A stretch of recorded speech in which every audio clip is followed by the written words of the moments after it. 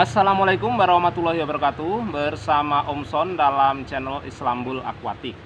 Memiliki kolam yang jernih merupakan dambaan setiap orang ya, khususnya para pecinta ikan. Nah, cuman kadangkala kita itu kesulitan untuk membuat kolam itu jernih. Nah, ada kalanya karena terkena terik matahari tumbuh lumut ya, jadi ikan-ikan nggak kelihatan ya. Di samping itu nanti kotorannya pada ke atas sehingga jadi kotor. Nah, ini ada tips untuk membersihkan kolam tanpa memindahkan ikan. Karena kadang-kala kalau dipindahkan juga ikan menjadi malah nggak sehat itu ya. Ada kalanya seperti itu. Kalau kesehatannya lagi nggak maksimum ya. Nah, jadi nanti kita akan memindahkannya ketika kondisi kesehatan ikan sudah maksimum, sudah prima ya. Apalagi ini mindahnya sambil disortir ya, dimasukkan ke suatu wadah. Nah, di situ ada lubang-lubangnya, yang kecil bisa masuk, yang besarnya enggak ya. Untuk penyortiran seperti itu, khususnya ikan lele. Nah, maka sebelum kita sortir, maka harus dikondisikan kolam harus bersih supaya ikan tetap sehat, tetap prima, tetap fit gitu ya. Nah, sehingga nanti kondisinya aman. Nah, apa yang harus kita lakukan? Nah, kita lihat apa yang akan saya lakukan. Nah, langkah pertama, ini kolam langsung saya isi air bersih pada ujung sebelah sini. Dan nanti ujung sebelah sana itu saya sedot ya. Jadi antara bagian yang diisi dengan yang disedot itu sebisa mungkin berlawanan supaya hasilnya maksimal. Nah, di sini supaya ikannya nggak kebawa, saya nanti nyedotnya pakai ini. Ini ada sebuah pipa paralon yang berlubang-lubang. Jadi nanti saya nyedotnya pakai selang, selangnya saya masukkan ke dalam sini. Nah, ini sekarang sudah saya tata dan saya sedot ya. Airnya ngalir ke sini. Ya.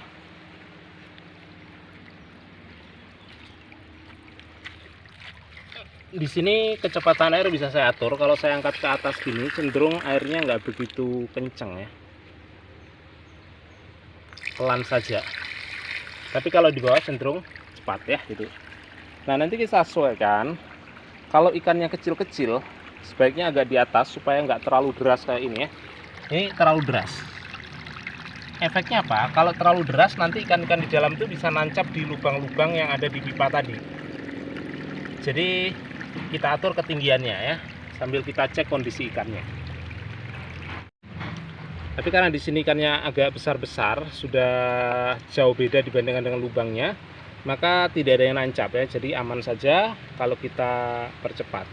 Hanya saja nanti di sini kelemahannya karena ini kolamnya agak lumayan kotor, banyak kotoran yang besar-besar, sisa bekas lumut yang dimatikan. Ada kemungkinan nanti ini lubang-lubangnya tersumbat ya. Maka nanti kalau tersumbat saya ganti dengan pipa yang lubangnya lebih besar. Saya tadi sempat terkendala beberapa hal ya. Tadi airnya itu sampai penuh karena selangnya itu sudah nggak mampu nyedot lagi ya. Kenapa nggak mampu nyedot? Karena pipa yang ini, yang berlubang-lubang ini sudah tertutup oleh lumut. Nah, sehingga saya ganti bak yang ini. Ini pun baknya berlubang-lubang. Kalau kita lihat lubangnya ya begini, lebih besar daripada yang ada di pipa. Nah, ini lebih efektif walaupun kadang masih tersumbat oleh lumut.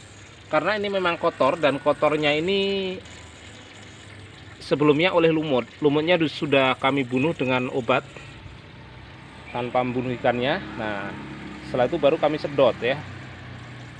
Karena kalau ada lumut, nanti menyortirnya itu paling sulit. Jadi lumut harus hilang dulu. Baru nanti kotoran hilang, baru terakhir kita sortir. Oke ya, ini kondisi kolam setelah kami sedot terus jadi seperti ini. Jadi jernih ya.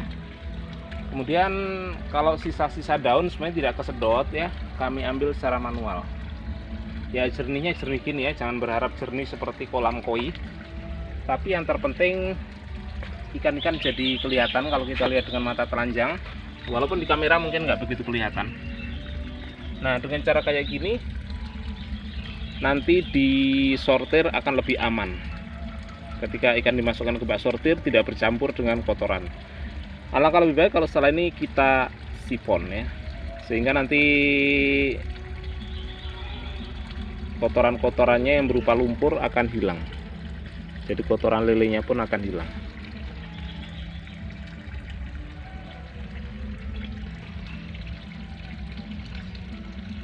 Ini terserah penyedotan apakah dihentikan atau enggak, tapi ini masih jalan terus.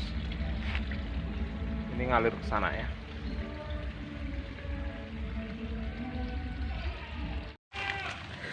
Oke ya, demikian tadi metode untuk menjernihkan kolam tanpa harus mengambil ikannya ya, tanpa harus memberikan total. Dan ini untuk ikan itu lebih baik, karena ikan itu sebenarnya gini, dia rentan terhadap perubahan ekstrim ya, secara umum gitu ya. Walaupun ada ikan-ikan tertentu yang mampu, tapi tetap saja akan lebih baik ketika perubahannya itu berangsur-angsur.